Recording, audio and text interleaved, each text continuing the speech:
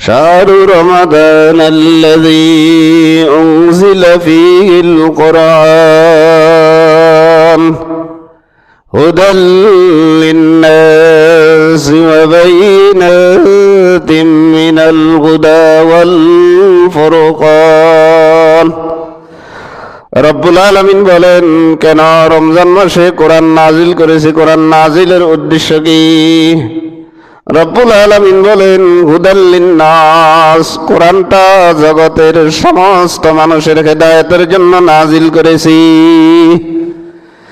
হুদাল লিন্নাসি ওয়া বাইনাতিন মিনাল হুদা ওয়াল ফুরকান, হেদায়েতের বিষয়গুলো কোরআনে আমি সবিস্তারে স্পষ্ট বর্ণনা দিয়েছি। তা কোরআনে হেদায়েতের বিষয়ে স্পষ্ট বর্ণনা আছে কি নাই? তাহলে আমরা যারা মেম্বার আছি আমরা এগুলো ব্যাখ্যাও করতে পারবো না।